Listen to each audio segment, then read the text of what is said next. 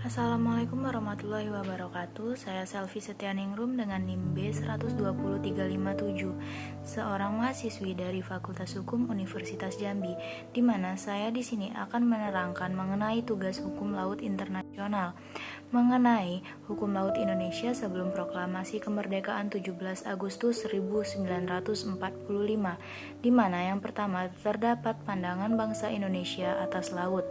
Bangsa Indonesia sebenarnya tergolong sebagai bangsa pelaut yang alung. Nenek moyang bangsa Indonesia sejak zaman dahulu kala sudah mengarungi lautan ke segala penjuru angin.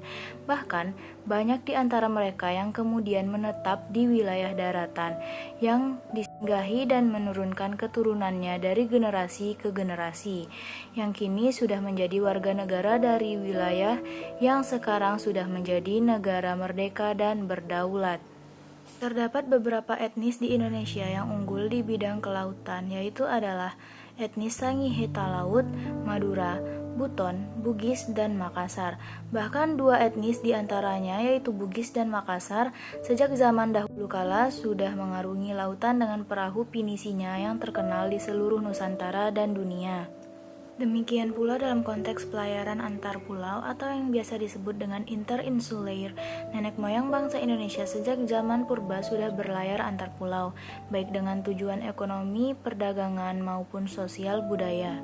Banyak pula etnis-etnis yang mendiami pulau-pulau dari kepulauan Nusantara itu yang menangkap ikan di perairan laut di sekitar, berada di tengah-tengah dan di antara pulau-pulau tersebut.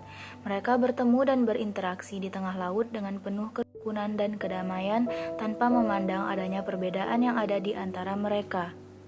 Tengah laut mereka merasa senasib dan sepenanggungan. Di daratan, sebagai etnis pendatang, mereka juga bertemu dan berinteraksi dengan penduduk etnis asli atau lokal, sehingga tidak ada perasaan asing antara satu dan lainnya. Beberapa dari mereka itu ada yang menetap di daerah-daerah yang disinggahi, bahkan melangsungkan perkawinan campuran yang selanjutnya melahirkan generasi baru sebagai penerus keturunan mereka. Mereka pun meleburkan diri ke dalam masyarakat lokal dan sudah merasa dan memandang diri mereka sebagai bagian dari masyarakat etnis lokal. Dengan demikian, laut itu pun dipandang tidak terpisahkan dengan daratan dan tanah di bawahnya, dari pulau-pulau ataupun dari ruang udara di atas laut serta daratan tersebut. Ketiganya itu dipandang sebagai satu kesatuan yang saling menguatkan, yang kemudian dikenal dengan sebutan tanah air.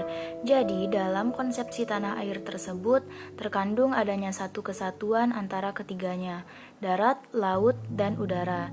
Dan di sanalah bangsa Indonesia sebagai penduduk yang bermukim di dalamnya. Bahwa kemudian laut di depan ataupun selat-selat di antara pulau-pulau itu diberi nama sesuai dengan nama pulau atau nama etnis yang mendiami pulau tersebut, seperti layaknya Laut Jawa, Laut Bali, Laut Flores, Laut Banda, Sulawesi, dan lain-lain, Selat Sunda, Selat Makassar, Selat Bali, Selat Lombok, dan lain-lain. Itu sekedar untuk mengingat dan lebih mudah mengenalinya. Selama ini tidak pernah ada kelompok etnis lain yang mempersoalkan nama-nama tersebut, yang berarti tidak ada yang menolaknya. Dengan kata lain, penamaan itu sudah diterima secara umum karena memang sudah demikian adanya.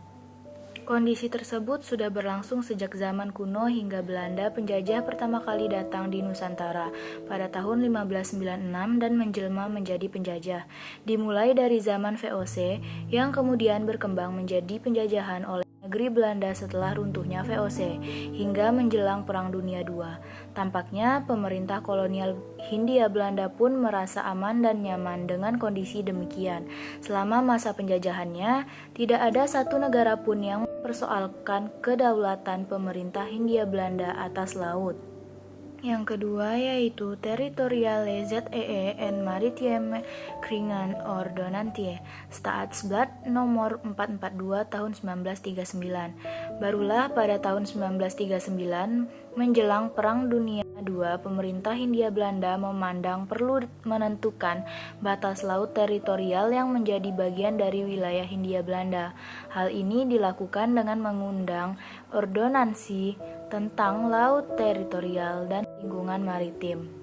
Berdasarkan pasal 1 ordonansi ini, lebar laut teritorial Hindia Belanda adalah 3 mil laut yang diukur berdasarkan garis pangkal normal. Sebagai konsekuensi dari berlakunya ordonansi tersebut, setiap pulau dalam lingkungan Hindia Belanda memiliki laut teritorial selebar 3 mil laut yang diukur dari garis pangkal normal yang mengelilingi masing-masing pulau tersebut, kecuali di area laut yang lebar laut teritorial dari 2 atau lebih pulaunya kurang dari 6 mil laut atau kurang dari 2 kali 3 mil laut.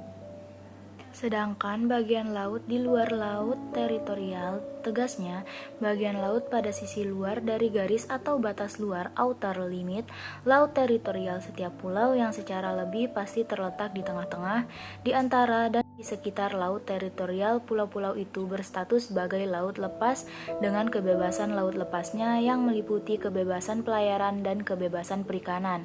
Berdasarkan atas kebebasan laut lepas itu, maka kapal-kapal asing baik kapal perang, kapal niaga maupun kapal-kapal nelayan bebas untuk berlayar dan berniaga serta menangkap ikan pada perairan laut lepas tersebut. Tampaknya hal ini tidak menjadi masalah bagi Hindia Belanda, mengingat kapal-kapal asing tersebut adalah kapal-kapal dari negara-negara yang merupakan sekutu negeri Belanda atau kapal-kapal dari para kaula. Atau mungkin saja kapal-kapal asing dengan kebebasan pelayarannya di laut lepas itu justru menguntungkan bagi Hindia Belanda.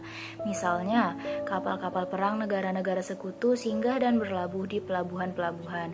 Kapal-kapal niaga membongkar barang-barang komoditas dari negara-negara atau wilayah-wilayah jajahan negara-negara kapal itu dan kemudian memuat barang-barang dari Hindia Belanda untuk dibawa ke wilayah jajahannya ataupun ke negaranya sendiri. Berlakunya masa ordonansi ini berlangsung selama masa Perang Dunia II, yaitu dari 1939 sampai 1945. Bahkan, masih berlaku setelah bangsa Indonesia memproklamasikan kemerdekaan pada tanggal 17 Agustus 1945. Masih terus berlaku pada masa kemerdekaan berdasarkan Pasal 2 Aturan Peralihan Undang-Undang Dasar 1945, Pasal 192 Ayat 1 dan 2 Aturan Peralihan Konstitusi Republik Indonesia Serikat, dan Pasal 142 Undang-Undang Dasar 1950 hingga dikeluarkannya Deklarasi Juanda tanggal 13 Desember 1957. Sekian dari saya, mohon maaf atas segala kekurangan. Wabillahi taufiq wal hidayah. Wassalamualaikum warahmatullahi wabarakatuh.